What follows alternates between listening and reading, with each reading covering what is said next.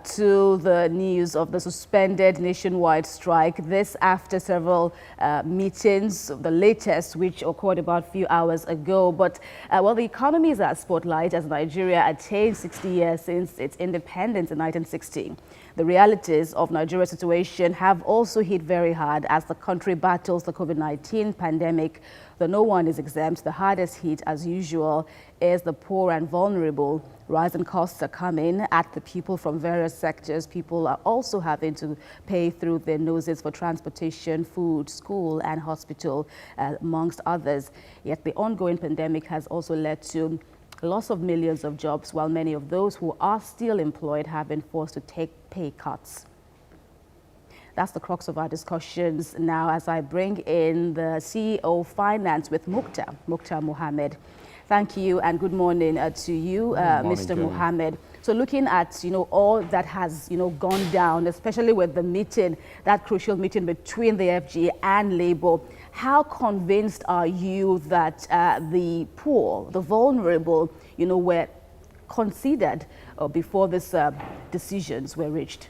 I think, Kemi, good morning and good morning, Nigerians. I think the good news of all the Labour decision for me is the reduction in the suspension of the tariff increment for the next 2 weeks. I think for me that is the one that touched all Nigeria.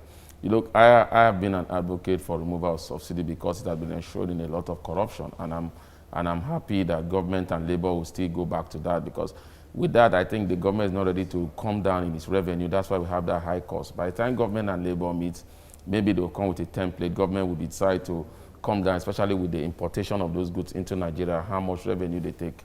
They were ready to cut off. Then we could see fuel price come back, not extremely too low, too low, but not extremely too high like what we suffer now. Well, there were feelers, apologies, Mukhtar, but there were feelers at a point that, the majority of Nigerians or many Nigerians were actually revving for that strike to begin, perhaps in consonance with the discontent, on ground. But economists had also differed, saying that the economy would have worsened had the nation embarked on that strike. Definitely, Kemi. That was one thing. I think for the first time we had a government that looked at the economic implication of that strike. It would have been huge. Already, we are already in the negative. Inflation figures are high, cost of living keep going high, employment, maybe are losing their employment by the day.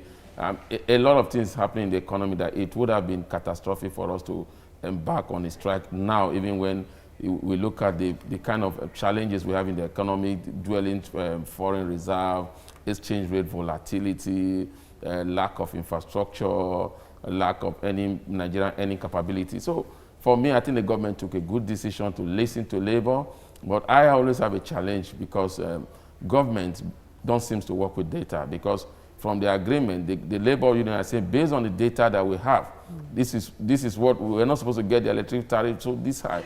And government is saying, based on the data that was given to them by the regulators, that is why they came up to that tariff. So they need to begin to see that Labour should become a partner in progress with them. You must have an independence view of people that will be involved. And like one of your guests said, the largest employer of Labour at the moment remains the government. So the government should always carry the Labour along when it comes to decisions like this. But I think it's good as it's still good that we have, we're now embarking on a strike today. We will see how it plans out for it. For me, what has touched every Nigerian is the suspension of the electrical tariff for the next 2 weeks. For me, I want to see how that will be implemented, because on September 2nd, when the tariff was increased, the following day, everything. So I want to see if this morning, the various distributing company of the power will reduce the tariff. That is one area I think Labour should monitor and be sure that this decision takes immediate effect, just like the other one took immediate effect. Well, looking at the fallout of that meeting between Labour and the government, one of the crux now, one of the points for Labour has now emanated into the Festus Keyamo-led committee that will tackle power tariff reforms. But what do you make of the fact that, Nigerians are generally not properly metered, looking at the fallout of the 6 million people who should be metered? How do you think this will be, resolved as the committee begins work? I think the committee know what to do if they really want to resolve it. The power company, DISCOs, they need money. And government has taken a step ahead of them, but the president gave an order that value-added tax will not be collected on a product that has to do with metering of Nigeria. I think they should emphasize that. That's the part the government have done. They have to go on a bit further, and the DISCOs especially, to see how they can begin to, they should put the pressure on them that, look, if this meter is not given to all Nigerians, you cannot increase tariff. And I think that was what they had with the National Assembly. We thought that what they had with the National Assembly, where they had a time frame from now to December to sort out to make sure all Nigerians are metered. Then you have the first quarter to increase the tariff.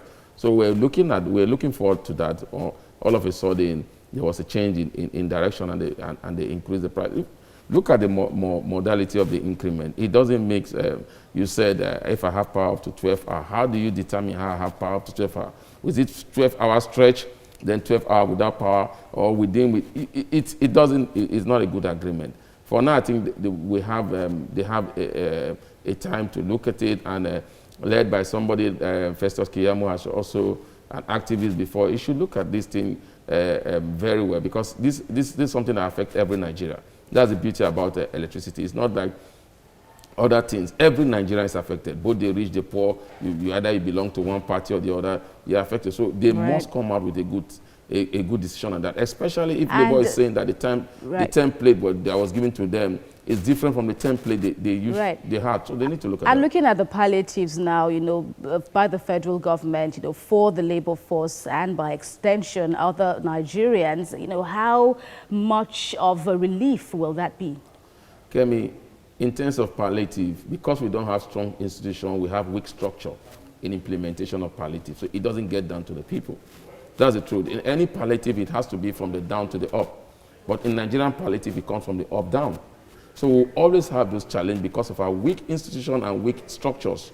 So how do you determine this palliative? Where is the rich? Where is the poor? Who is classified as the rich? Who is classified as the poor? Who is classified as the average? How do you get this palliative to them? What are the criteria? All these things can only be done if you have a demographic study, if you have data, if you know what people earn, if you know where they work. How many Nigerians that were working last year are still working this year? How many Nigerians that were working when there was the pandemic are still working now since the pandemic has come in? So those are things they need to look into. So coming out with palliative is not the solution. Okay. Look at it, we've seen it. The CBN, I've said they are intervening in small businesses. If you interview the small businesses, they are not getting those palliatives. That's why we are not seeing the impact. Right, we'll rest this conversation on this note, appreciating you also for your contributions on TVC Breakfast. Thanks again. Thank you, Kemi.